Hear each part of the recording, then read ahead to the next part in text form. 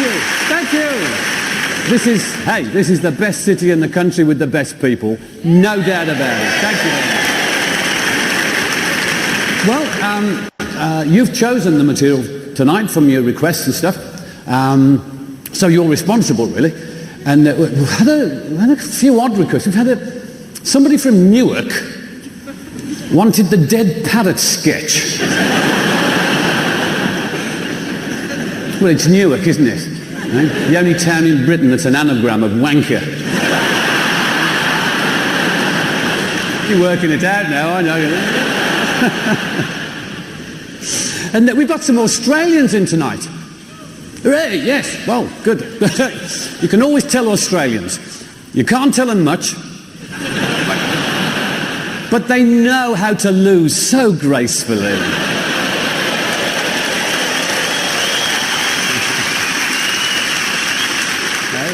Their rugby team's having a rough time. They had a practice match last week and lost 52-0 to a passerby. It would have been worse, but the woman in question had to leave the field because her waters broke. I mean, I've been to Australia a couple of times. It's a great country. And what you have to be aware of, you know, if you've been, you'll know, and if you're going, you better know, is that sticky tape in Australia is called Durex. We have sellotape, seriously, they have Durex. It throws you for a while. There's a sign saying, do not stick Durex on the walls. Well, I wasn't about to, but I was in a shop and a big Aussie came and he said, roll a Durex. A roll? Blimey, how quick do you go, pal? You know what? It's Aussie foreplay, isn't it? Brace yourself, Sheila. And they gave him a big roll of sticky tape. I thought, I've heard of do it yourself, but come on. It's like in America when you go to America. Condoms in America are rubbers. We have rubbers here, but they have erasers. You know? I was in a stationer's and I went in and I said, could I have a rubber, please? You just want one? I said, well, yeah, I don't make that many mistakes. You know? You got one with a Mickey Mouse on the end I can chew? You know? Called the police. Anyway, I'm in a rebellious mood tonight. Are you rebels? Yeah! Oh no. Oh, never come late. Never come late when you're on the front row with a comedian here. No, you mustn't do it. All right, where are you from? Hall Green. Ooh, very nice too. Oh, Hall Green. There's some lovely houses there, aren't there? Do you live near any of them? Have you got a pound coin on you? Go on, have you got a pound coin? No? Have you got a pound coin? Oh, go on, good. Let's have a pound coin. Where are you from? I'm from Kettering. Kettering? Bloody hell, you've come away, haven't you? Thank you very much. From Kettering, thank you.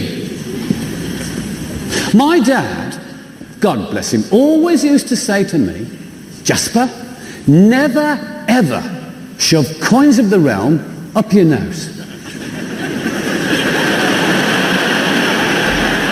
Well, I'm a rebel. If I want to shove coins of the realm up my nose, I will shove coins of the realm up my nose. I can do it with either nostril. There you go. Okay.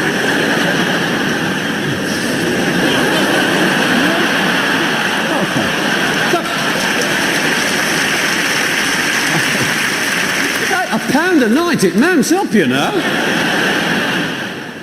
I've got a jar full of these at home. Eh? They're all stuck together, but who cares?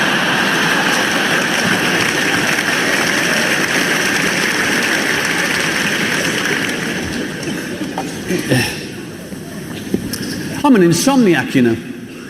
Are you? Yeah. Insomnia is a solo affliction. Now, you think about this. Whenever you are bright, wide awake, 4 a.m. in the morning, No matter how many people are in bed with you at the same time. You into that? Hyatt Hotel after the show? Room 1020? Yeah, okay. Yeah. Have you been to the Hyatt? No? What a sense of humour they've got. You're at the bar thinking, shall I buy a round of drinks or a villa in Marbella?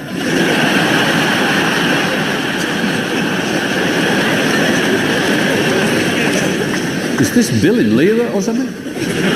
But, hey, the bedrooms are fantastic and the bathrooms brilliant. You know, great big fluffy fleecy towels. I can hardly close my suitcase.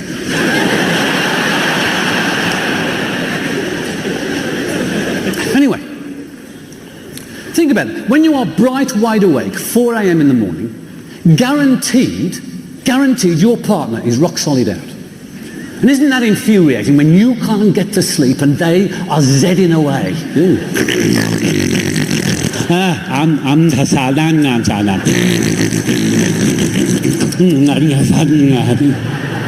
Shut up!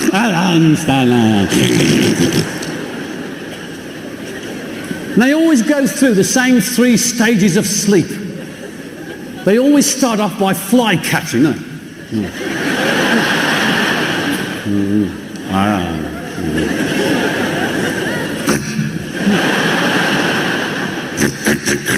Shut up! Then they go through that stage when they only ever breathe in.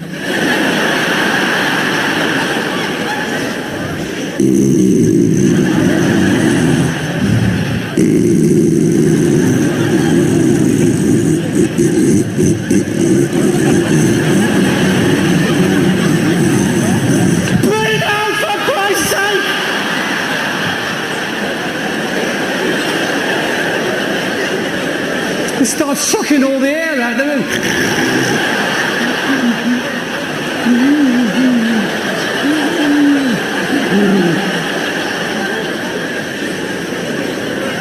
And they start that silly laughing business.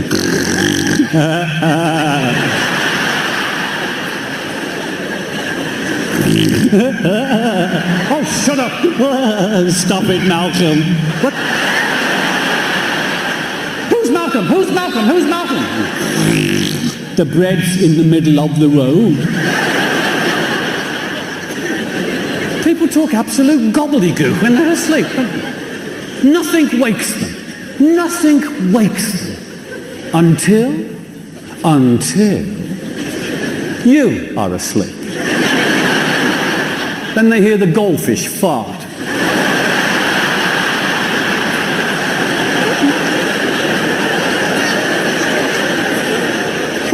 What's that noise? Wake up! Wake up! It's burglars! We're being attacked! Wake up! Wake up! It's burglars! Wake up! Wake up! What's the matter? What's the matter? What's the matter?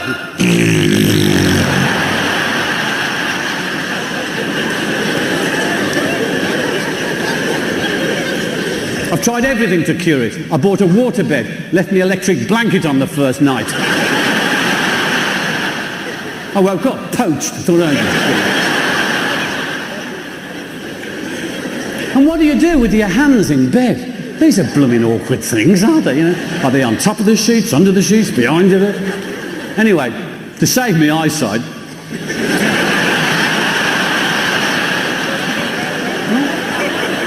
oh, you are insomniacs. Oh, I cut 2 holes in the mattress so I could lie my stomach and put my arms through, you know.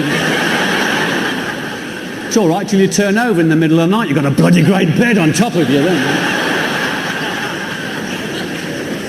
And you have all this time to think, just hours and hours of time to think about anything and everything. I mean, the meaning of life, the end of the universe, easy peasy to an insomniac. I'm on to obscure tangents now. You know, if you unscrew your navel, will your bum fall off?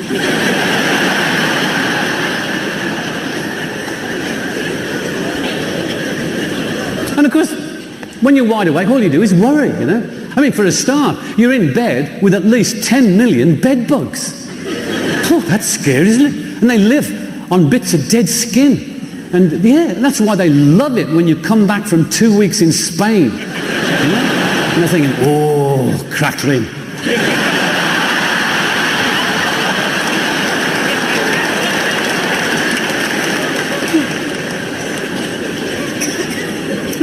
And the the silly things people say. I know, I mean, come on. Like, I mean, how many times you've been driving down the motorway, you're doing about 70, 80 mile an hour, you know, you've got your auntie or somebody next to you, and somebody overtakes you at about 140. Ooh. What do they say? He won't get there any quicker.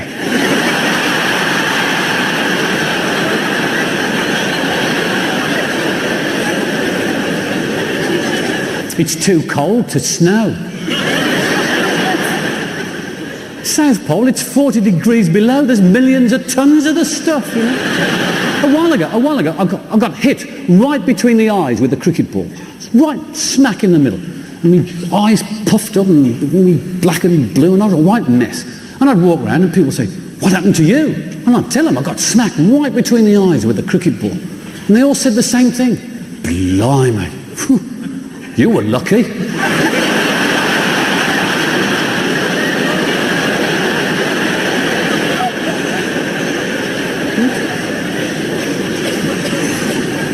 And moths worry me. Moths worry me. Why is it you never see a moth in the daytime? All that light. All that light and you never see a moth. You go to bed at night, turn on your tiny reading lamp, bloody great moth. All his mates banging on the window trying to get in. And goldfish used to worry me. Not now, because goldfish, as you may well know, have a memory retention of just 4 seconds. And I thought, oh, what a shame. And then I realised, of course, that's why they're so happy. You put a couple in a goldfish bowl, they're happy for the rest of their life. They just go round all day, and the one goes, hey, look at that castle. What's a castle? I don't know, why are you asking? Asking what? I don't know, who are you? I don't know. Look at that castle.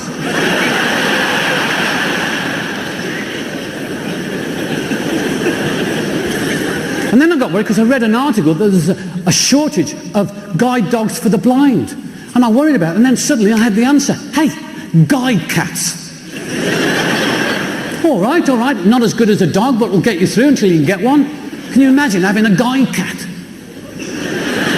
You'd spend most of the day under the car, wouldn't you?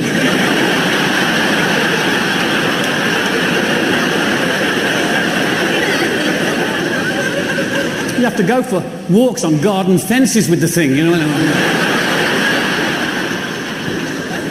You'd have to hide in the bush with it and wait for a car to come along and then dash across the road. Worries. The techno age worries me. I'm a technophobe. I mean, the internet and email. I mean, email is what a Yorkshireman receives in the post, you know, email. And I worry about, I mean, like I've got all the satellites. They're going to add another 100 channels to satellite. I mean, the channel change is big enough as it is. I mean, what size is that going to be? Hey, where's the sofa? It's fallen down the back of the remote control. I thought I will join the technological age. And I bought a cordless telephone. And now I can't find it. I could find the old one, it was tied to the wall. I never learned. 6 months ago, I bought some electronic gates for the drive. 6 months ago. I still cannot remember that when I'm driving in, the gates open out. The motor is like a stock car. And the bloke next door, he's had a pacemaker fitted, so every time I open the gates, he runs round the block at 90 miles an hour.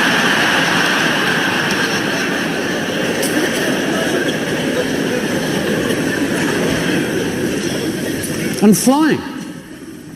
I have a fear of flying. Or to give it its correct medical term, a fear of smacking into the ground. The flying doesn't bother me. And of course, with the advent of all these cheap flights now, I mean, you know, all the easy jet travel light, whatever it is, I mean, I don't know. I'm just a bit sort of hot under the collar. I took one about 3 weeks ago and I walked across the tarmac and the pilot was kicking the tyres. He looked at me and said, should be all right. They were trying to jump-start it from the Vauxhall Viva, you know. I got on the plane, they took the steps away and the plane fell over, you know.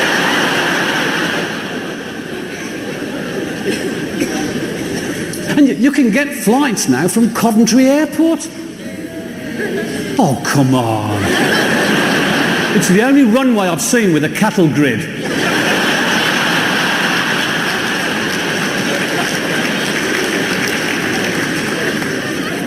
But airports, I think, are more dangerous than flying. I mean, for a start, you have to go and get your luggage from the carousel. I mean, that's Dunkirk, isn't it? People are there going, get out of this is my space, I'm waiting, get out, you won't stab, punch.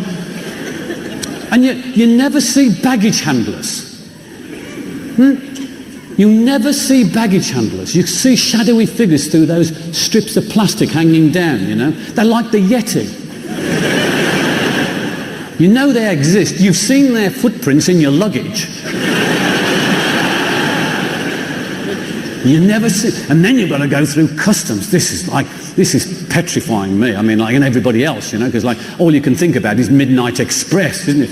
And you're just going through and you're thinking like, have I got it right? You know, what are you allowed? You know, 3 bottles of perfume, 14 gallon of wine, and of course, most times I'm going through customs, I've got a guitar case. And if you're carrying a guitar case, you might just as well have a sign above your head saying, drug smuggler, search my bottom.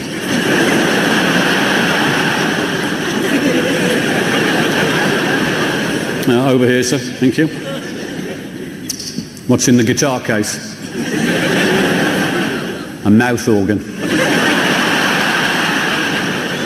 Straight into the interrogation room, you know. There's a baggage handler with a rubber glove on his hand waiting for them. You know. Birmingham customs are red hot. I mean, don't try it on in Birmingham. And a couple of years ago, I tried to get away with going through customs with a watch. And I bought a watch in Spain. It was off a beach salesman. Well, I should have known better. But I was lying on the beach, not doing much, and I got a towel over my toes, up to my nose, nose guard on a hat, and white face cream. And he comes up and he said, English? How can they tell? He said, would you like to buy a watch? I said, well, I might do. So he got this watch out, it's very nice looking. He was a brilliant salesman. He sold it to me at exactly midday, because there's only one hand on the damn thing. So I paid him 50,000 pesetas, you see. And I got off the plane at Birmingham. I thought, like, well, I've paid enough for it. I'll take a chance. And I put it down my underpants. And I was just about to go through customs. And what I didn't know is that this watch had an alarm on it. And it was the Birdie song. And I start going through customs with the Birdie song coming from the underpants. The customs officer watched me, you know. And I thought I got away with it, but his mate came in and went, hey, Carrott! Hey, you got the time on your cock?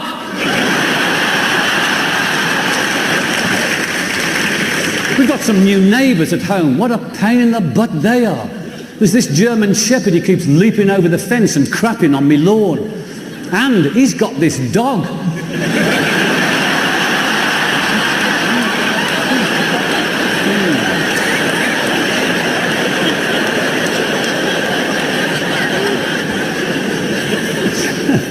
I haven't heard that one myself, it's not bad. I like silly things like that. I've got an aunt, I've got a dotty aunt, we've all got dotty aunts. And I went round to see her a while ago, and it was at night, and we're having a cup of tea, and Crime Watch was on the television, and they put this photo-fit picture of this bloke on the screen, and they said, have you seen this man? And my auntie phoned in and said, no.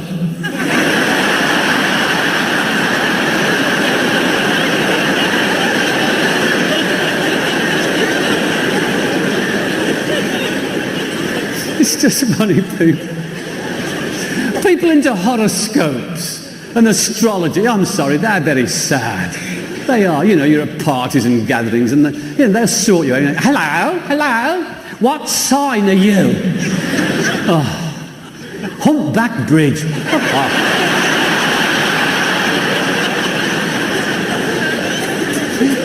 Slippery when wet. That's a good one.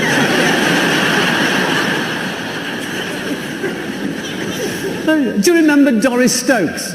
Remember Doris Stokes? She was a medium, if you don't remember. She was a medium a few years ago. And I knew her, I'd met her a few times, and she's a dear old soul. And she's on the other side now, to be fair. And she never calls, she never writes. But she had a wonderful scam going. I thought it was brilliant. And she was this medium, and she could fill the Royal Albert Hall. She was really popular, and could fill it for a week, you know. And she'd come out every night, 6,500 people go, yes, yes, yes. Is there anybody here called John? Yes, yes, my name's John. Oh, how does she do it? Oh, it's a gift.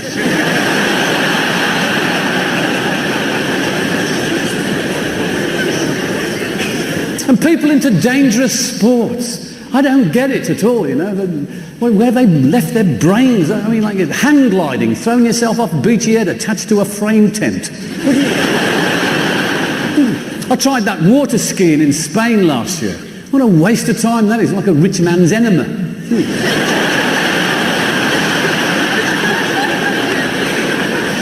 Ice cold water shooting up your bum, 45 mile an hour. Here's 50 euros, take me round the bay again. I might be empty after that one, you know. And bungee jumping. I mean, come on, this is train spotters having an hour off, isn't it? I mean, you know, it's just a way of getting your contact lens out, isn't it? I had a pop at them on television. Oh, the letters they sent me. Don't knock it if you haven't tried it, Carrott. And I had to go down to Bristol and sort them out. And they jump off Clifton Suspension Bridge, you see. And they're ever so enthusiastic. It's a very exact science, Jasper. You know, we get it down to the last millimetre, you know. Would you like your head to go into the water? Oh, not unless I'm kneeling on the bloody bang, pal. That's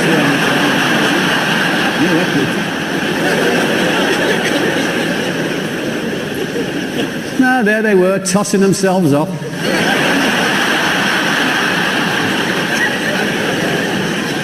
One of the bungee jumpers was blind. A blind bungee jumper. You need a bit of bottle to do that, don't you? It was amazing listening to a Labrador scream at 300.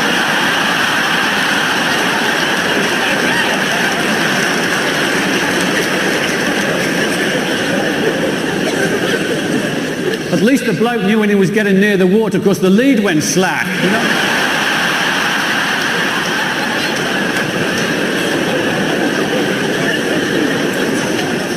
You ever been to a fondue party? What a waste of time that is, isn't it? 12 of you sitting around a table staring at a cauldron, breathing in paraffin fumes, you know?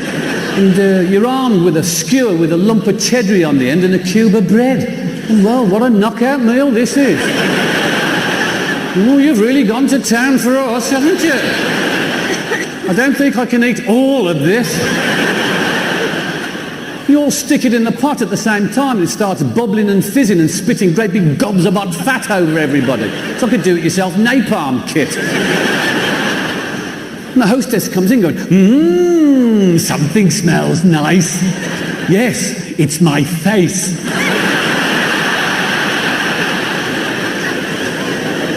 Everybody goes home looking like Freddy Krueger. You've been to a fondue party? Yes, how do you do now? I was in Newcastle a while ago. And I did a show for Nissan, the car people, you know. And I've never understood why Nissan set up their car factory in the northeast, because how the hell do they understand each other? You know? Oh, you put the gearbox in the car. Why, he's a canny bugger, like, you know.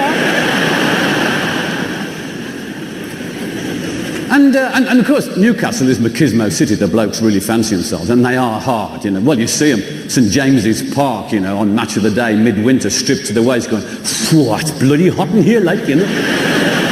They all wear them Newcastle United shirts like walking barcodes, you know. cocks the till up at Tesco's like you can't believe it. And they've got a new curry in Newcastle called a magmaloo. Okay, now this is for real. And now I'm into my curries, okay, and I like them hot, you know, and you've all heard of vindaloo, and there's a hotter one than that called tindaloo, and the hottest curry I've ever had, other than this magmaloo, was called a farl. A farl. It's like swallowing a marine distress flare.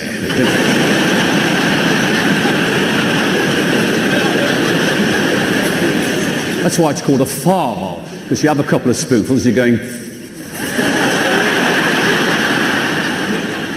Farl, be all right. So I've got some close friends in Newcastle, and after the gig they said, why, I Carrott, like, you know, we've got a new curry in Newcastle called a magmaloo. Phew, forget your vindaloo, tindaloo, big girls blues. Are you up for it? So I said, yeah, leave me to it. So we went to this Indian restaurant. There's about 8 of us, and we went in, and they ordered me a chicken magmaloo, see? And they all had magmaloos. So we sat there having a few drinks, you know. And after about 10 minutes, I heard this curry coming.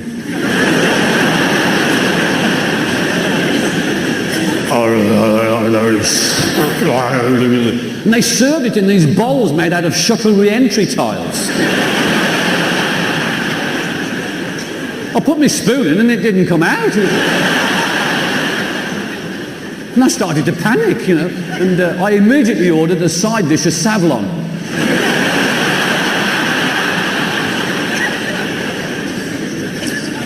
And so I started to eat this magmaloo, and it had a bit of a delayed action, because I had about 4 spoonfuls, and I was thinking, well, I don't rate this. And my elbows went numb. And they were all watching me, you see. They're waiting for me to complain, and, you know, and I thought, no, the pride of Birmingham is at stake. I'm going to eat this, you see. And after a while, they left me alone. They started looking at each other, waiting for someone to complain so they could rip him apart.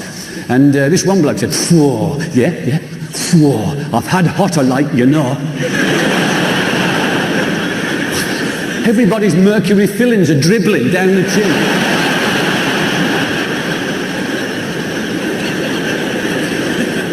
And I'm the first to break. Water! Oh, don't drink water, like Carrott, it'll make it worse. Too late, I'm halfway down the fish tank here. Luckily, they kept the bog rolls in the fridge.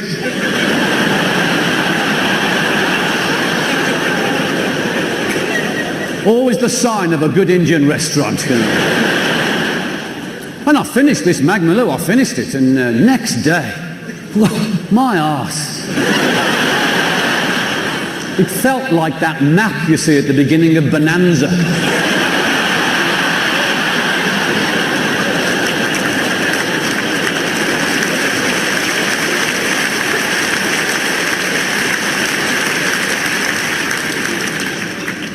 Everyone in the room under 35 is going, what's Bonanza? Well, restaurants are interesting. I mean, Chinese restaurants never ever change. They never change. All the waiters are in a hurry and they're all tetchy. And whenever you go in, you're always mob-handed. You hardly ever go in 1s and 2s. It's always 8, 10s, 12s, isn't it? You know, and you sit down and the waiter comes around, what do you want? Oh, like a menu. Oh, bloody menu. And he doesn't walk away. He hovers, doesn't he? He hovers. You know, you should know what you want before you come in, and everybody panics. Order anything, 12.69s, anything. And you daren't ask him anything because they're so tetchy, aren't they? This special fried rice. Yeah. Is there any chicken in that? Yeah, chicken. Yeah, it's special. So, any bean sprouts? Yeah, bean sprouts, chicken. Yeah. Is there any water chestnuts? Yeah, water chestnuts, bean sprouts, chicken. Yeah, it's special. Is there any cement in it? Yeah, cement, chicken. Yeah.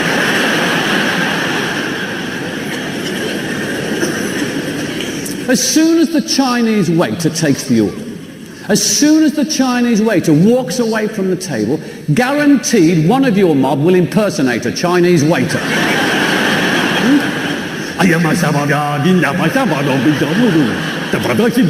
Fried rice.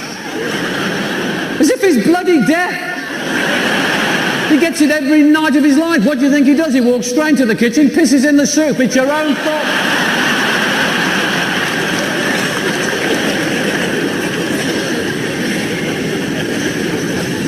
What's all this pizza home delivery stuff? What's that about? Eh? Hello, pizza home delivery, Malcolm here. How can I help you? Guess.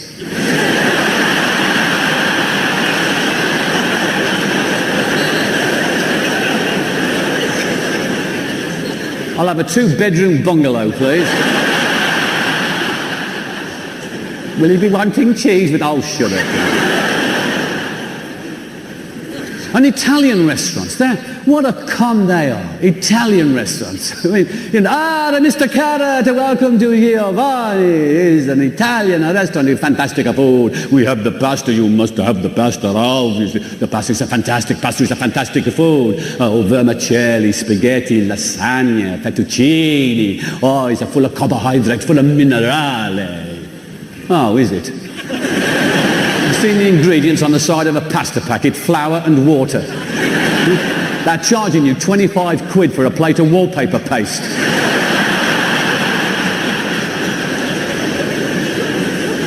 Would you like an Italian coffee, Mr. Carrott? Cappuccino is a fantastic Italian coffee. He's Italian, he's cappuccino. Oh, right. What's this shit? I want a cup of coffee, I don't want to shave. Cappuccino, it's Italian, for here comes another mug.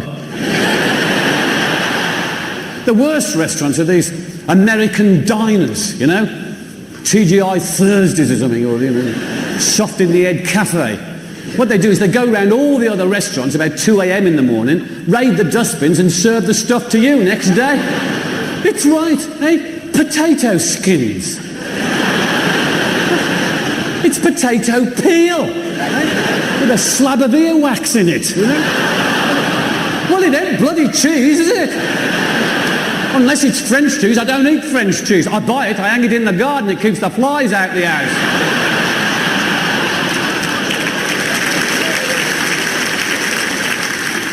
Jumbo chicken wings. I'm sorry? Jumbo chicken wings. Chickens haven't flown for 2 million years. And spare ribs, of course they're spare. There's bugger all on them. Hey, you know what these things came wrapped in? Could I have some of that to eat, please? And what sauce do they put on spare ribs? You get it on your hands, you can't get the stuff off, can you? It'll give you who a run for its money. And what do they bring you to clean your hands with? A little bowl of water with a slice of lemon? You need 3 gallons of Swartfiga to get this stuff off your hands. And you can order Mexican food. Oh, thank you, God. Chili con carne, guacamole. It looks as if it's been eaten already. That's where the Mexican wave comes from, Mexican restaurants. Because you're sitting there eating Mexican food and suddenly it's, hey, where's the bog? It's too late.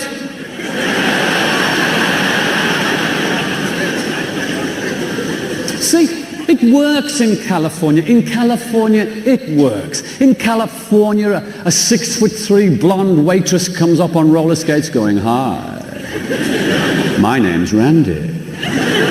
I'm your waitress for this evening. Tonight my specials are Frisco Bay shrimp and Florida lobster tails. Have a nice day.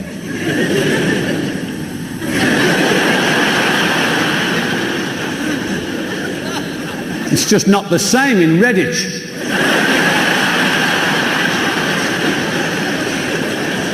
Hello, my name's Noreen. Tonight I've got special crabs.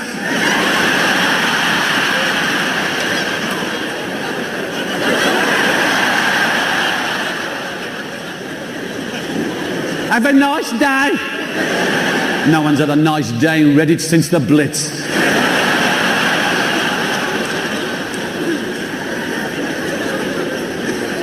Anybody from Reddit? Have you done your sales shopping? You've been around Birmingham and done all that? Don't know. I went to Argos. I love going to Argos. It's staffed entirely by people who have failed their Woolworths exams.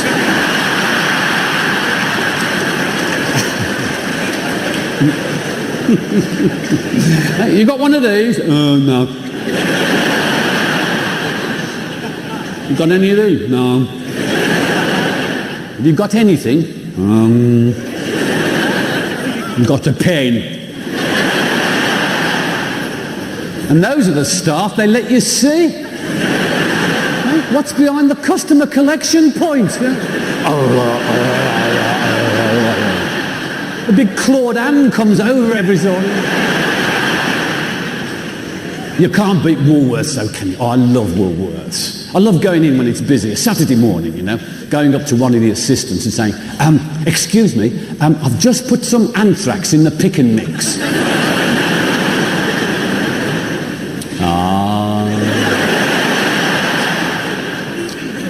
It's not my counter.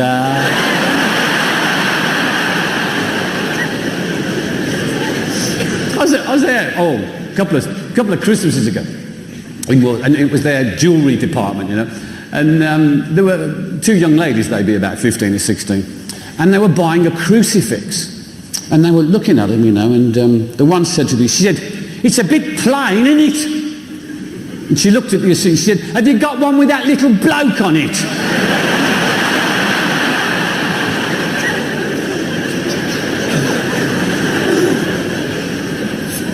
But I mean, Birmingham is like, this has got to be not one of the leading cities in the country, but I think the leading city in the country. It's time we were really proud of this city. I mean, like, I travel everywhere. It's got everything, you know. And London, I mean, what a waste of time that is, isn't it? Eh? I mean, Dick Whittington went to London thinking the streets were paved with gold. That's probably why they called him Dick.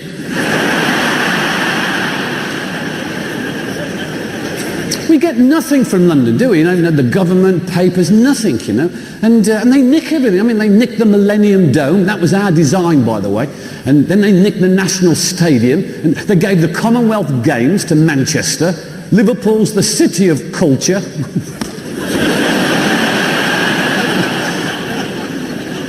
What did Birmingham get? The bloody Eurovision Song Contest. Fronted by Ulrika Johnson and Teddy Wogan. A Swede and a spud. There's no bloody Carrott, was there? No, I only live here.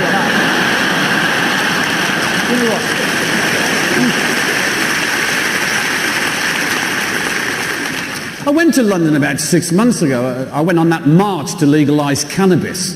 And not that I give a toss, I just went for the crack. Well, it started out as a march and it sort of ended up as a wonder. You know.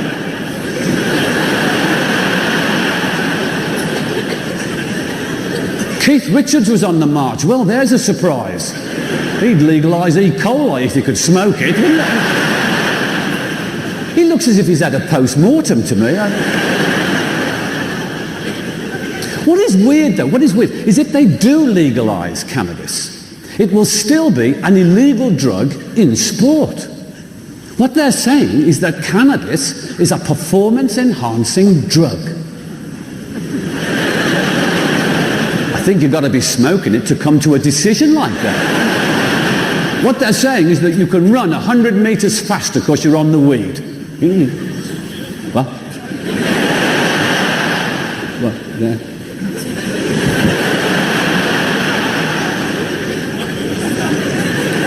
What we doing down here? He's got a gun! They're testing all sports for drugs now, you know. Eh? Crown bowls. Them dodgy old geezers who play crown bowls, they're giving urine samples now. Well, they don't mean to.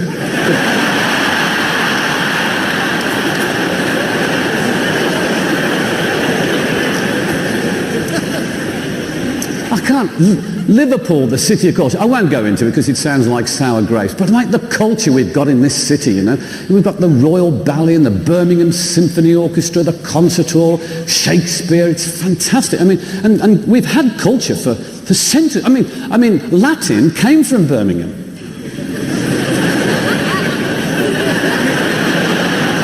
That's it. No, Latin came from Birmingham. I mean, you take the verb to listen as in arc. Arcatus.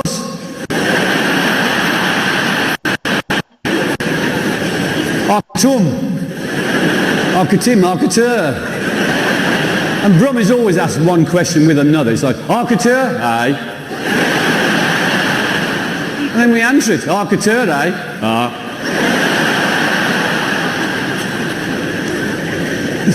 Yeah, I mean, we've had some fantastic stuff here. We don't always get it right, I have to say that, you know. Do you remember when Clinton came here, the G8 summit? That was a bit of a farce, wasn't it? I mean, our council are brilliant, but I thought they got that one wrong. And because, like, he arrived at Birmingham Airport, and it was a very dry, hot spell. And that dual carriageway down the Coventry Road into Birmingham was like, you know, was really parched and brown. So the council, in their wisdom, decided to spray it with green paint. Right? And when Clinton came, it was a beautiful hot day, and all the Brummies were picnicking on the grass.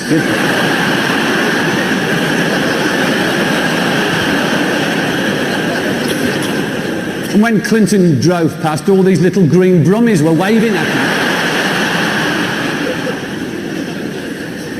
And he arrived, and it was at the height of the Monica Lewinsky scandal, right? The height of the scandal. And where did the council put him up? The Swallow Hotel. Brilliant. And do you remember the Grand Prix around the streets of Birmingham? You remember?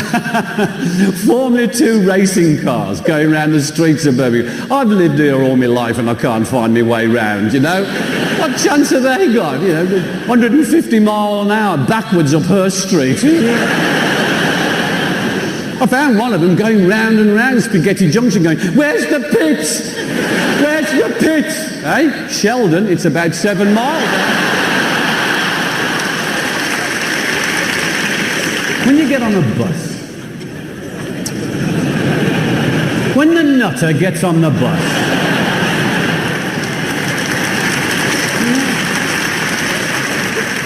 does the nutter always sit next to you? It's amazing, isn't it? We all suffer from it, you know. You're on a bus, you're minding your own business, it stops, a couple of people get on, then you hear the nutter coming up the stairs. Has anyone seen my camel? And everybody goes, oh no, it's a nutter. They start spreading out on the seat.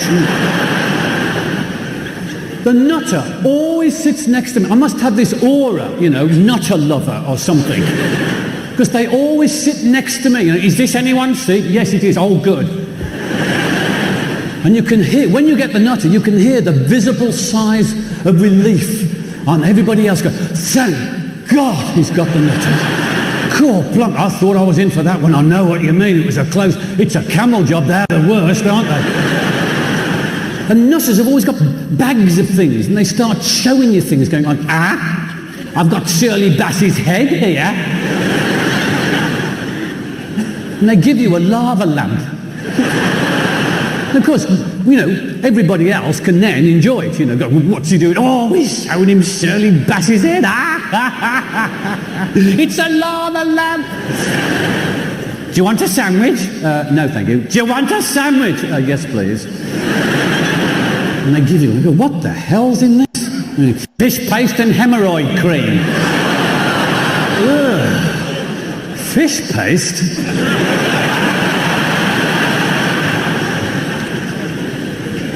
Good. I don't go on buses anymore, to be fair, but people say that, like, you don't get nutters on buses now, you know. And I'm not surprised they're all driving minicabs or starring in the Osbournes. I knew Ozzy. I've known him for years. I knew him before he was into drugs and alcohol. He was 6. There are some strange people. You know, I find women strange. Well, no, nothing detrimental. You know that look women have when they're sexually aroused? No, neither do I.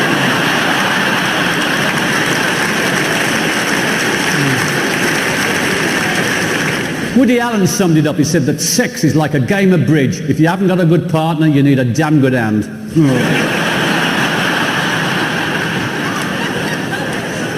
Do for me, Woody. Sport has always been a major part of my life, particularly football, because I used to play it a lot in the earlier days. I played in all, Withall, Hockley Heath, all for them, in Billsley Lane Common on a Sunday morning. And I was a goalkeeper. Not a very good one, actually. In the end, they had to put a bell in the ball so I knew when it was coming. It worked for a while until I stomped a Morris dancer to death. And of course, we now have 2 Premiership sides in the city, which I think we should be very proud of. And Birmingham City doing very well. I have to say that. Thank you. Well, it's all right for you lot. It's knocked half an hour at me act.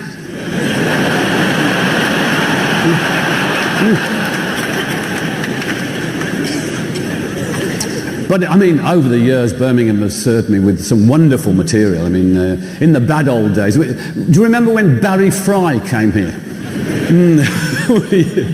The board prized him away from Southend United at great expense.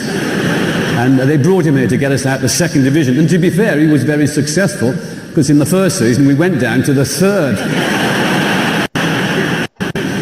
They were grim days. I remember playing Grimsby, and at half-time it was 0-0. And I remember saying to the bloke standing next to me, "Oi!"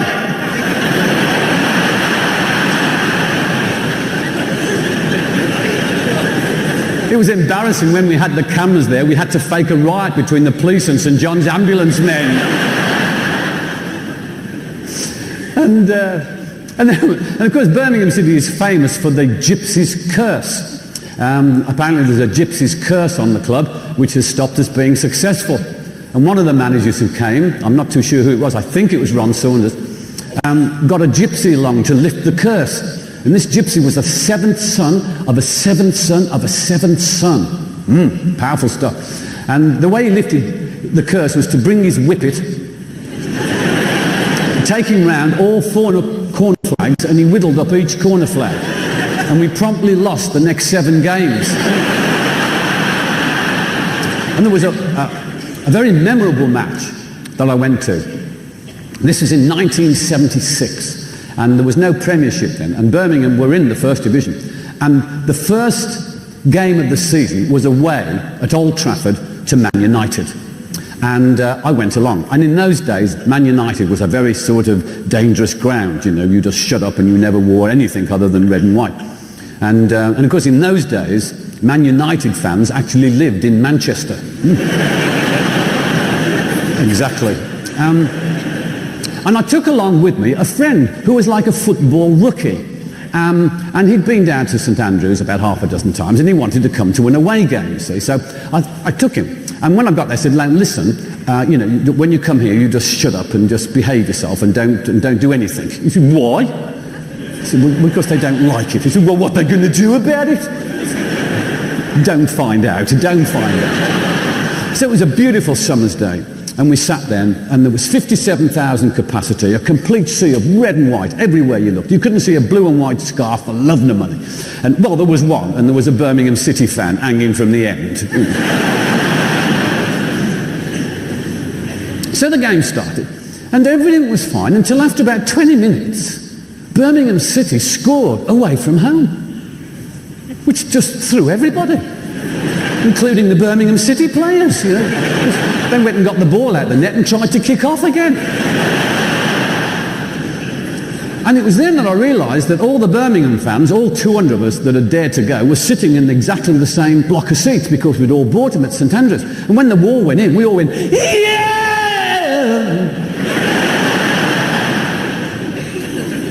57,000 people staring at you in silence. And then it started, "You're going to get your kinhead kicked in." So all the Birmingham fans knew exactly what to do. Sit down, shut up, except my friend. And he kept getting up going, "That's the way to do it, City, shut it up and show them how it's done. Come on, you blue boys."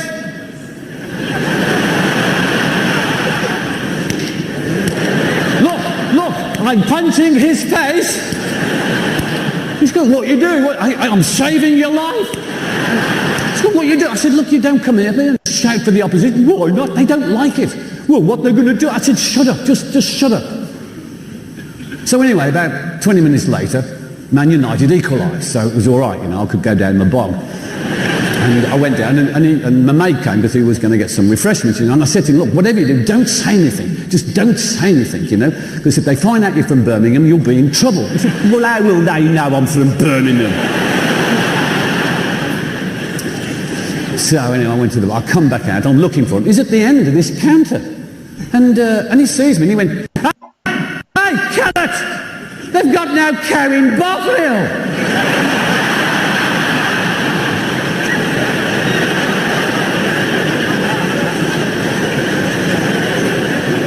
"Hail Mary, Mother of God." I thought, I'll make his funeral arrangements, so the least I can do. But he got away with it because they thought he was taking the mick, so I managed to get hold of him, get him upstairs, gave him another talking to. Anyway, a few minutes later, Man United got into the lead, and I thought, right, we're okay, and they started, they didn't bother to look at us. And you can never trust Birmingham to do what you want, can you? About 3 or 4 minutes before the end, they went and equalised. All the Birmingham fans went, "Yep."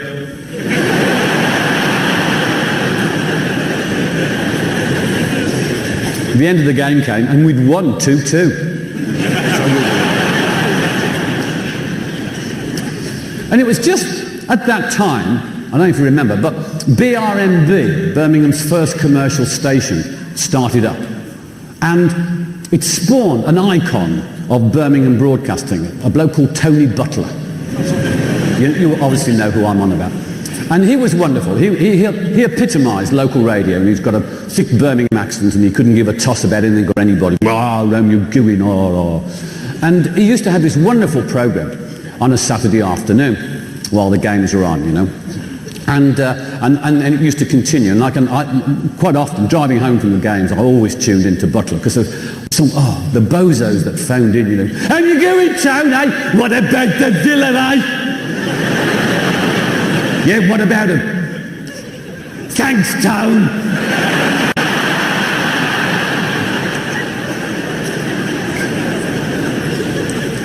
"I was down the Blues today, Tone. Trevor Francis hit this one ball. If it had gone in the net, it would have been a goal."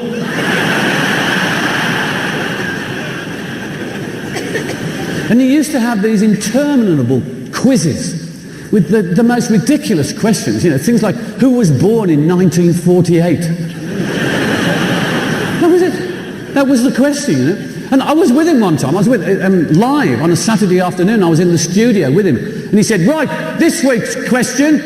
And he opened up a book. And he said, "Which football team wears this badge on their shirt?"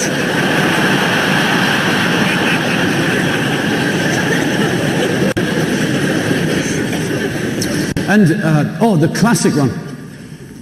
I had to stop the car with this one, I really did. The question was, who was born in 1948? That was the question, And I was driving home from the match, and it takes a while. And it must have been an hour and a quarter, and people had gone through every football you can imagine, and sportsman and politician, and no one had got it, But it was always worth sticking with Butler, always worth sticking with him, because there was always a classic every afternoon. And I was driving along, and he came off a commercial break. And he said, "Right, Morris on line 4, what's the answer?" And Morris said, 1942, Tone.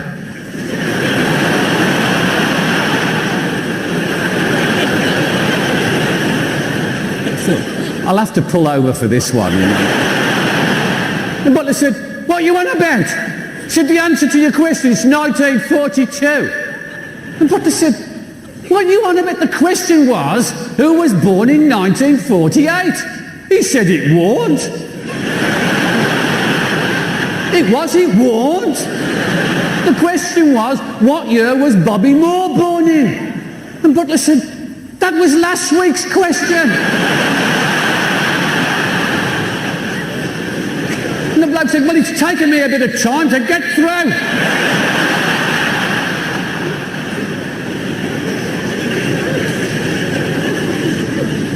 The classic gaff. If ever it was released, it would be in the top 10. It was, I can't remember the year it was, but it was the year that West Bromwich Albion went from the second division to the first division, as was, not the Premiership. And it was the last game of the season, and Albion had to go to Oldham, and if they beat Oldham, they would go up into the first division. So obviously, this is a big day for BRMB and for Tony Buller, and he sent his top reporter up there called Harry Trethewey, who would report on the game, you see. So on the air, he'd be like, and the Albion are playing really well, I think they're going to beat Oldham and they'll go up in the first division.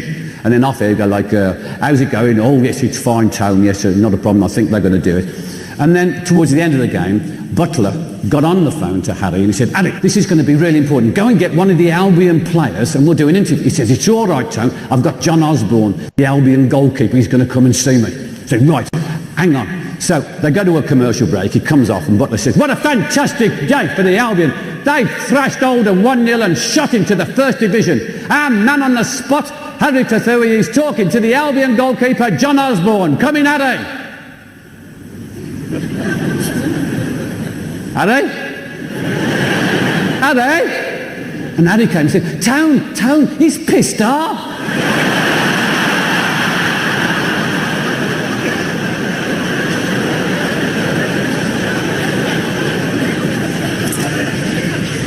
Football, great source of comedy. And of course, Birmingham City itself, although we're doing well, of course, we are owned by some interesting people.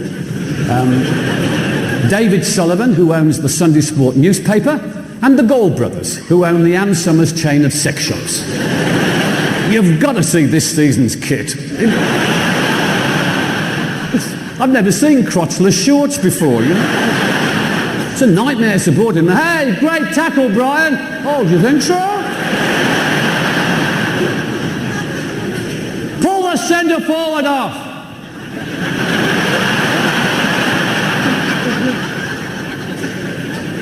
You have to buy the programme in a brown paper envelope now.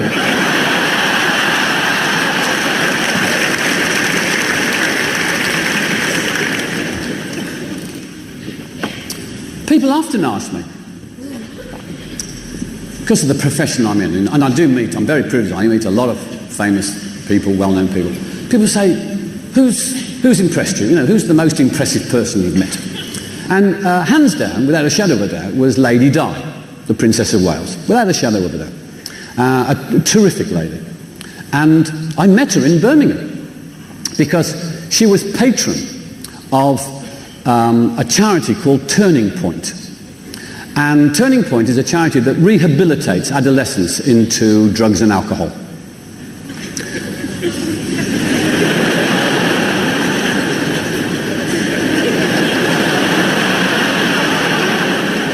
That's not right, is it? You smart arses, you. Okay, kids who are into drugs and alcohol are rehabilitated. Okay? Thank you. Ah, thank you very much. You're all full of yourselves. Anyway, they put on a fundraiser to raise funds for Turning Point. And it was held at the Metropole Hotel that's right next to the NEC. And it was a classical music evening featuring Nigel Kennedy, he of violin fame, playing Vivaldi's Four Seasons. And then afterwards there was a big banquet, you see. And they phoned me up and said, would I go along and draw the raffle? This is how big I am in this town, you see. So I said, yeah, I'd love to. So I went along on the night, and it was a wonderful evening. I mean, it was all the ladies were in evening gowns, and all the blokes with dicky bows and dinner jackets, you know. And I've got a fabulous dinner jacket. It's got dinner all down the front. So I got there, and they said, right, well, go into the VIP room, have a glass of champagne. The princess may come in and say hello to a few people, and then we'll start with the concert. So I said, thank you very much. So I'm in the VIP room, having a glass of champagne, talking to somebody, and I've got my back to the door. And when I tell people this, they don't believe me, but I assure you, this is exactly what happened. I got my back to the door, and suddenly there was this electricity in the room. It really was just tangible, sort of like real buzz. And I thought, that's the princess. And I turned round, and sure enough, she'd come in. And she was stunning, absolutely stunning, jaw-dropping stunning. And I thought, blimey, you're all right. And she came in, she started meeting a few people and talking. And I suddenly thought, whoa, blimey, supposing someone introduces me to her, what am I going to say? You don't want to say the wrong thing, it's Birmingham, I don't let the side down, you know. And I was thinking about it, but it was too late. It was too late because honestly, she saw me, she recognised me, and she came walking straight up to me and she said, hello Jasper, how are you?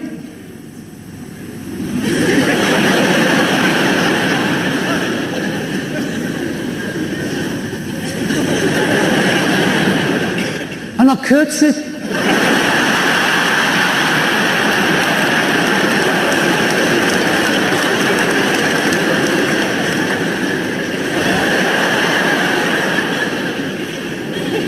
And I thought, you prat.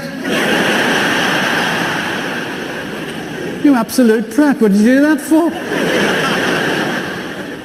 And she wasn't fazed at all. She'd met tosspots like me every day of her life.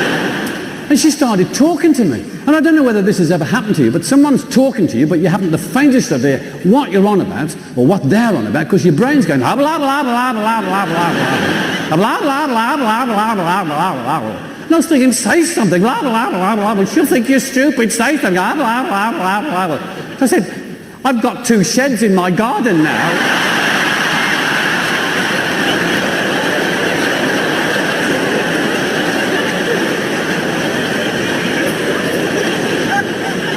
And all the security around are going, oh, we'll get the tosspot out of here. But she just kept on talking. She wasn't fazed at all. She said, what's that on your jacket? It's Yorkshire pudding. She said, don't you like Yorkshire pudding? And I almost said, no, Fergie's brilliant. I almost said. Anyway, they hustled her away. And we went in. And, the concert was about to start. And of course, they weren't classical music buffs there. They were there to be seen. It was 150 quid a ticket, the second-hand car salesman, timeshare people. And I heard one brummie say, he said, well, I've got all the Four Seasons records, but who's this Vivaldi geezer? So Nigel does his stuff. He's brilliant. If ever you've seen Nigel, he is brilliant. He's off his top, I'm sure, but he is brilliant. And, and everything went very well. And then when the concert finished, we went into the banqueting hall for the food. Now get this. I can't believe this. I'm on the top table.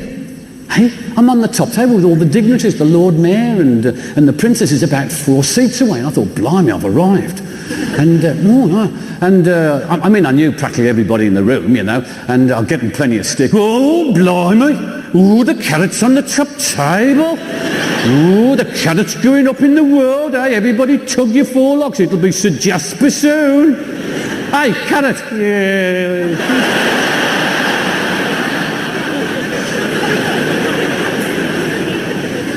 Anyway, I'm looking around the room trying to foresee any problems, because I know what I'm like.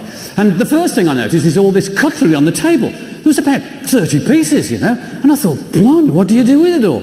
And everyone's having the same problem, And there was a table down there, and this bloke said, hey, Carrott. I said, oh, hello, Roy. He said, what's all this cutlery for? I said, I don't know, there's a lot. He said, you're telling me. You've been to these do's before. What do we use for what? I said, I don't know. He said, well, what am I going to do? I want to look stupid. I said, I tell you what I'll do. I'll see what the princess uses. Whatever she uses, we'll use. Brilliant. So what, the Carrott sorted it? Yeah, what's what the Carrott does? Yeah, the carrot. Yeah, the carrot. The carrot. What's the carrot? He's been to these dudes before. What's the carrot? The carrot. So the first course comes and it's consomme. Oh, this goes down a bundle in Birmingham, doesn't it? What the bleeding hell's this? It's like weak Bovril with mouse shit in it.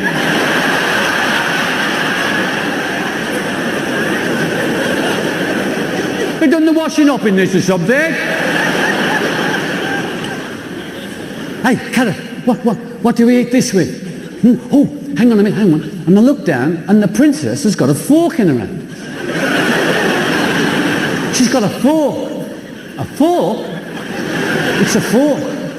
It's a fork. It's a fork. It's a fork. It's a fork. It's a fork. It's a fork. It's a fork. A fork. If the Carrott says so, he's been to these dudes before. It's a fork. It's a fork. It's a fork. It's a fork. It's a fork. It's a fork. 900 people start eating their consomme with a fork. I thought, this can't be right. And I looked at the princess, and she's got a spoon in her hand. And she's just about to eat a consomme, and she's looking round the room.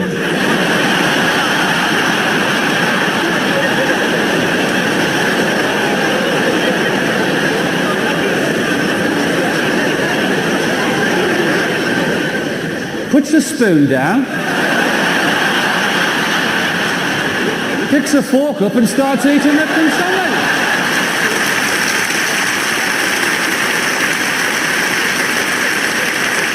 Well, the first course is about 2 hours.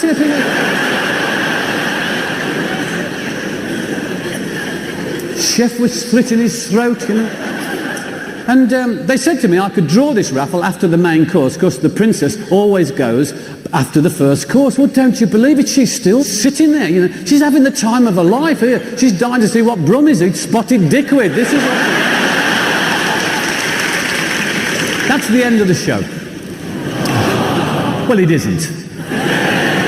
You know as well as I know. Now, you know, it's what happens now is that I walk off stage. I hang around there, you know, having a piss and things like that. And then you're all going berserk. Hooray, more, please come back, hooray, please, God, bring him back, hooray, more, hooray, hooray. And then I come back on and I start again, okay? So we'll forget all that crap.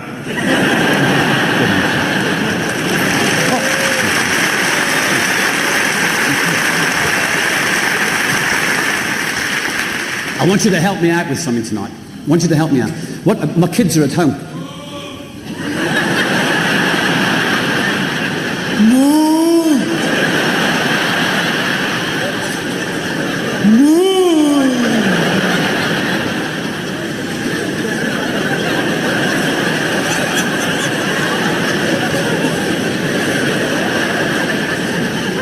Chelmsley Wood.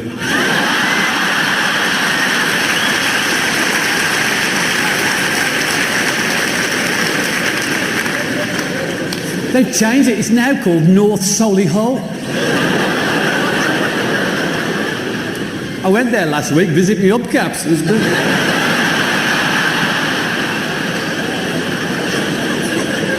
Look, I want you to help me out. My kids are at home tonight. My kids are at home. And, you know, they're going to say, oh, Dad, you know, let us know how you get on. What I'm going to do, I'm going to pretend I'm backstage, okay, and when I give you the signal, just go mad, you know, more, hooray, boo, fantastic. And then the kids will think I've had a brilliant night, okay? You're not going to do it, are you? Well, I ain't. No, come on, do us a favour, come on. Hang on, when I give you something. Ah, yeah. Yep. Yeah, hi. Yeah, I'm backstage. Yeah, that's fantastic. Fantastic. Brilliant.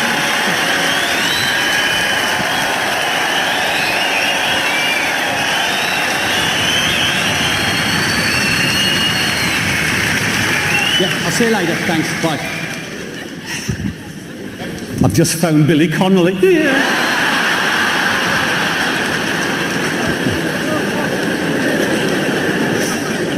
You're wonderful, thank you. I don't mean to be maudlin anyway. I'm going to dedicate tonight, seriously, to Bob Monkhouse.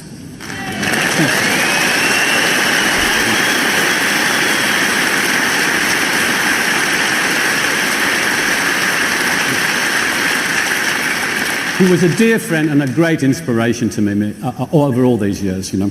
And, but it did question me. I was thinking, like, well, how long have I got? Well, it's a fair question, isn't it? And, you know, because I'm getting on, you know, there's no two ways about it. I mean, when you're 18, you think that anybody over 40 just plays dominoes and smells of Vic.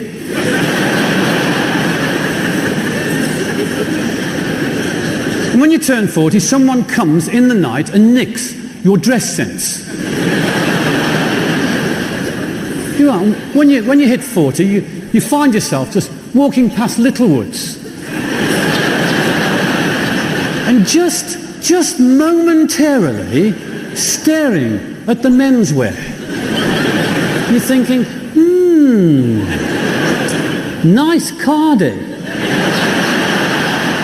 And then when you're 40, you start to wear slippers, not ordinary slippers, but those tartan zip-up booty ones with the bobble on each foot, you know.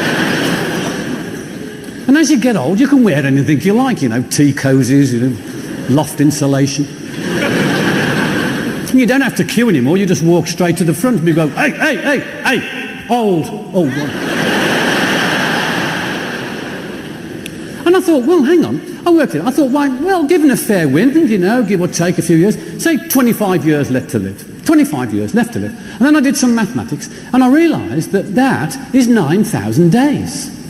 Damn, that doesn't sound long, does it? 9,000 days to live. And then I thought, hang on a minute, what's living? I mean, for a start, you're going to be asleep for probably at least a third of that. There's 3,000 plus days. Then you've got to go to work. That ain't living, is it? There's another 3,000. I thought, blimey, I've got less than 3,000 days left to live. And then I thought, no, hang on. What about all the time you waste, you know, looking for key fobs and God knows what? And Sundays are a waste of time. I mean, you do sod all on a Sunday, don't you? You get up in the morning with a bloody great hangover from the night before, you know, you stagger down to the pub for the hair of the dog, and like by the time you've drank the equivalent of a Dual-X paint dog, you know, you're staggering back home again to fall asleep. And you wake up just in time to see the Antiques Roadshow. And that brushes you off because you realise you're older than most of the stuff they're trying to evaluate. And there's 1,200 Sundays, you know. And then I thought, well, hang on, driving, you've got to drive. What's that? You know, what, 2 hours a day? Well, 4 if you live in Redditch. And then I thought of, like, you know, all the other certain bodily functions. You've got to go to the toilet. I don't want to get too crude about it, but what's that? That's, like, you know, 2-3 minutes a time, 6 times a day. I thought, blimey, that's 3 months on the bog. I'll be Britain's answer to David Blaine. No eggs, please, no eggs, and certainly no golf balls. And I thought, like, I worked it out. I've got 15 days left to live.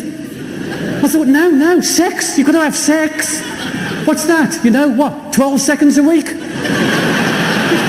All right, forget the foreplay. 9 seconds a week for 25 years, that's 24 hours of solid orgasm. Blimey, what a day that's going to be. God's got a sense of humour with his ratios, hasn't he? 1 full day of carnal knowledge and 3 months on the bog. And I thought, blimey, I've got 14 days left to live. And people say to me, how committed are you to this city? And I say, how committed am I to this city? I've got 14 days left to live. I'm going to spend the entire time entertaining brummies.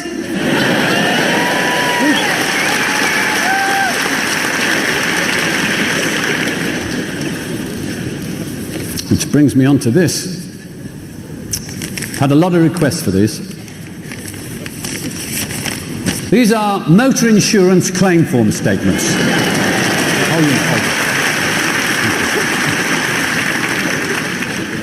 I feel like Andy Williams.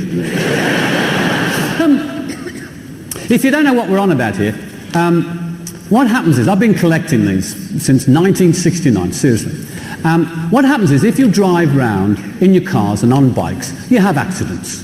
And when you have an accident, the insurance company sends you a claim form, which you fill in, name, address, and on the back, big empty space, says at the top, give in your own words a description of how the accident occurred. And this is where you get your chance to write your version down, you know, which is probably totally different from everybody else's. And it always starts off with, I was driving at 28 miles per hour. And I found some more in Australia. That's actually what I'm going to get round to. But what I'll do first, I'll read some English ones to give you some idea of the way it goes. And these are genuinely, and I mean genuinely, I've checked it out, these are genuinely what people have written on their claim forms when they've had an accident and sent into these insurance offices in London. Going to work at 7 a.m. this morning, I drove out of my drive straight into a bus. The bus was 5 minutes early.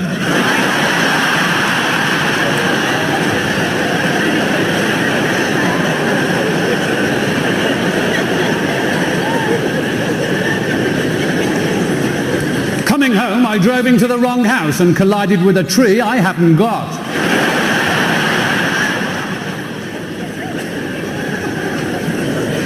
The accident was caused by me waving to the man I hit last week.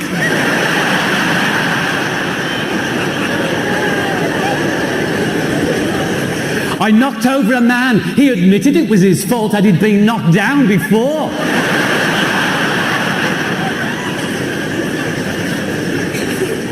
And then I'm in Australia, okay?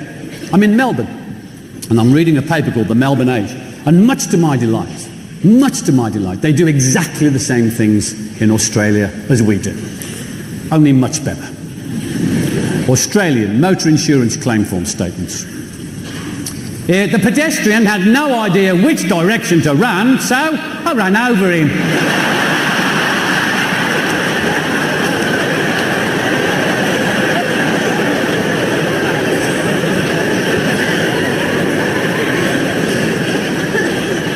I told the police I was not injured, but on removing my hat, I found I had a fractured skull.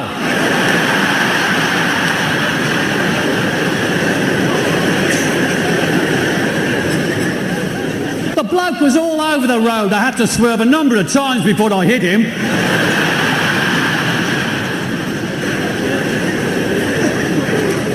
I had been driving for 40 years when I fell asleep at the wheel.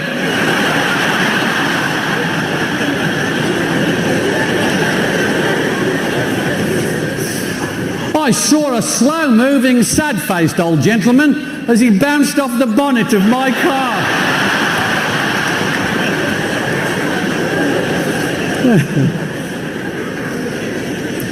I'm not so sure about this one. I saw two kangaroos copulating in the middle of the road. I hit them, causing me to ejaculate through the sunroof.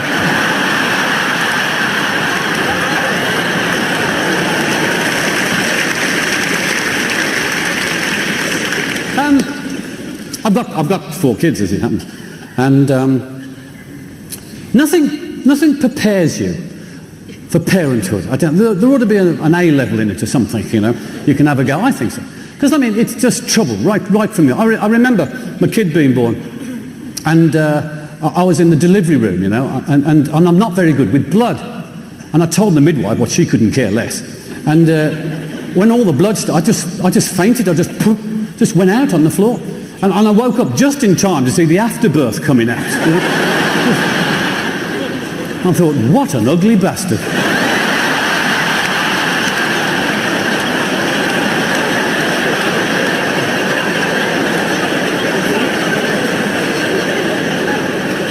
And I heard the midwife say, he looks just like his dad.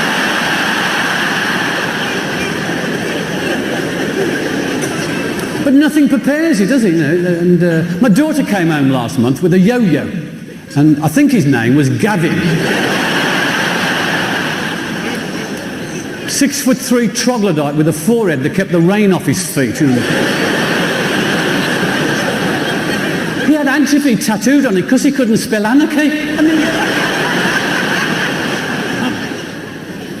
I always said I would never do what my parents did. No. You know, none of that punishment, none of that discipline. I would bring my children up liberally, with a capital L. They would know right from wrong instinctively because of the way I had brought them up. I wouldn't have to shout at them. No. I wouldn't have to chastise them. No. There's a pig. I do exactly what my parents did, you know. Just the parameters change, that's all, you know. I'm saying to my daughter, Oi, if you're not in by 7 a.m, there will be trouble. My mum used to say to me, don't go out without your cap. Don't go out without your cap. I'm saying to my daughter, don't go out without your cap. I send my son out with 2 condoms attached to a piece of string. Goes up this sleeve here.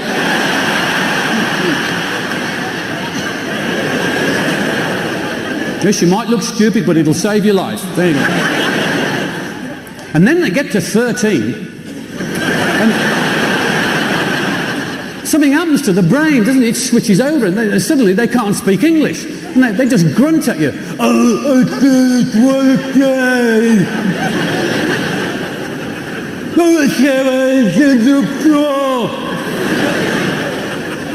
only know 2 words, no and wallet. Have you done your homework? No, wallet. What do you want money for? I was down the dark for the time. And teenagers in particular, teenagers do not understand irony.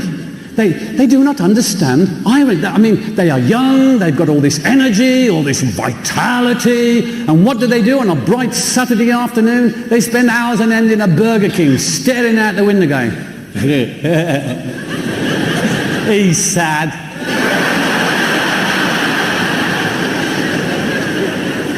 You try and talk to them, but it's open, isn't it? Hi everybody, what's happening with the music scene, you know? Look, I might be over 26, but I can have an intelligent conversation. Look, I can do things you can't. What? I can accept sweets from a stranger. 3 a.m. in the morning, I know the difference between the wardrobe and the lavatory. And then you get home and you've got teenagers and you've got grandparents. And they're both the same. They both hate you. Anything to make your life a misery. Turn the music up to 16 million decibels. Neither of them have got a job. They're both on drugs. And they do the same things, but you treat them differently. Grandma comes home, she's had her hair dyed blue. You go, oh, lovely. You look 10 years younger. Your daughter comes home with green hair. Get down the hairdressers and wash that shit out of your hair. Your kid slides down the banister, you give him a right rollicking. 2 weeks later, you're paying out £1,500 for the machine so Grandma can slide up the banister.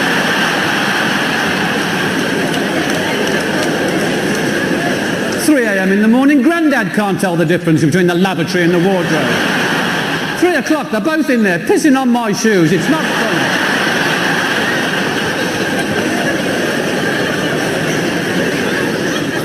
And you've got to come to terms with the sexual morals of the day. I mean, like, you know, in the 60s we were like nuns compared to them today. I mean, they're like gerbils. And, well, you just keep being amazed. I found some love hearts. Do you know those sweets, love hearts? Yeah, if you don't, they're flat sweets shaped like hearts, and there's little messages on that you give to your boyfriend and your girlfriend. I had them as a kid. I used to do it, you know. I love you.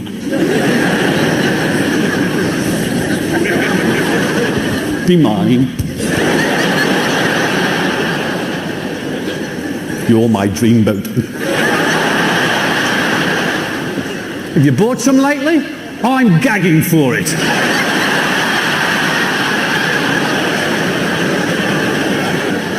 Tongue my box.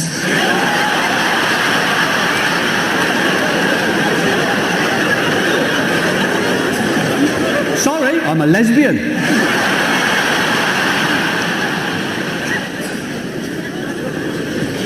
And I've got 3 daughters, you see.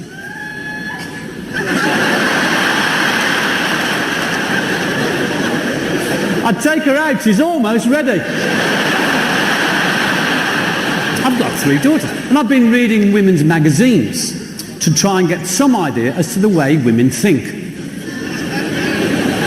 Yes, it's a waste of time, but you know, I'm giving it a go. Well, you do odd things, ladies, I have to say that, you know. I mean, you pluck your eyebrows. I've never figured that out in years. You get a great big pair of tweezers, yank out every single hair with incredible amounts of pain, and when you finish, you get a big black crayon and you fill the damn things back in again. And why do you wear tights? Have you seen what they do to a bank raider's face?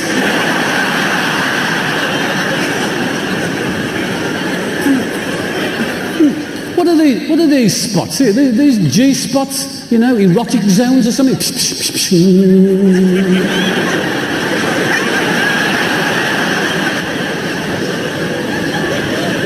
Tonight he might suck my wrists.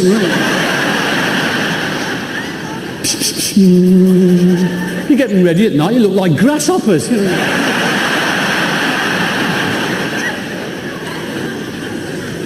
And women, you've got a smelly for every part of your body. Well, you have. Blokes haven't. Well, we don't. I'm waiting for Peony Fresh to come out.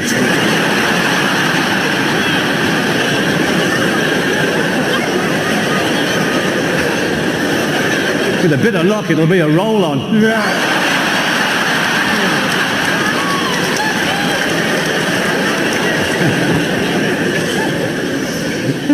These women's magazines, lads, you do give them a go, because it's full of questionnaires, and the questionnaires are always about men, you know. And the main question is always, ladies, what is it that you first look for in a man?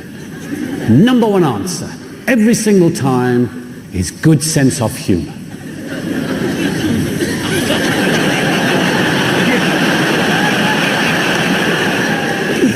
Bullshit. Okay, ladies, you walk into a bar. Standing at the bar is Kevin Costner, not renowned for his sense of humour, but he's having a drink and he's talking to Ken Dodd.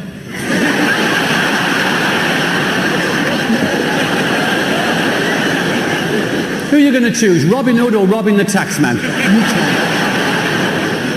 And intuition, you're big into intuition. Women are more intuitive than men. This has been now medically proven. I always thought that was the case. But men have their moments, we have our moments when we can be intuitive. When we come home at night, we put the key in the door, we intuitively know we're in trouble. Our clothes are neatly laid out on the lawn. And you've changed the lock. And we intuitively know when you've had an orgasm. It's that look on your face when you come home.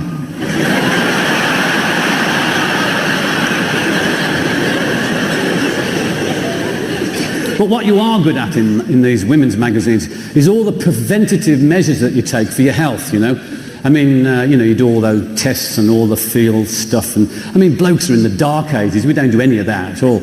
In fact, these magazines encourage women to tell their boyfriends and their husbands to feel their testicles every 6 months to see if there's anything odd growing. 6 months? Ladies, we feel ourselves so often, we'd know if there's a new hair coming out.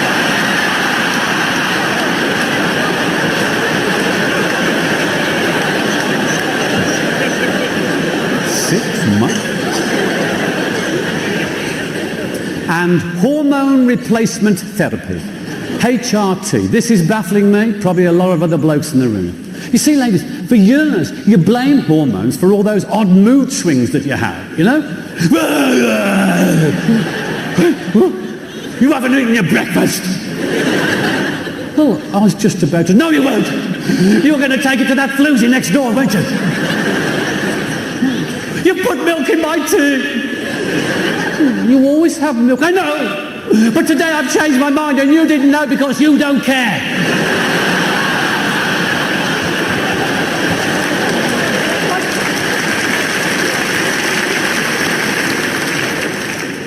You've hidden the knives again, haven't you?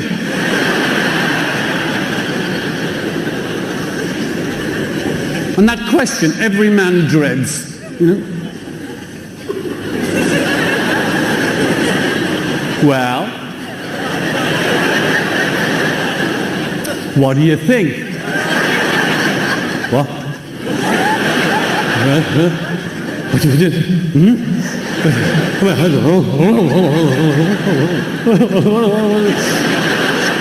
Oh, please, God. Well, oh. New shoes. What? 4 hours in the hairdressers and you didn't notice? Out comes the hedge trimmer, down your tie rack. Oh, you didn't have to do that. Yes, I did. You're a cretin. It's a bit over the top. I never go over the top. Have I ever gone over the top? When have I gone over the top? Well, last month you drove the car out the garage without opening the door. Ha! I make one mistake and I hear about it for the rest of my life. Yes, but it wasn't our car and it wasn't our garage. And then, when you get to 50-something and you've run out of hormones, what do? You go to the doctors and he fills you back up again. Hello, I've had my hormone replacement therapy. Mum is home.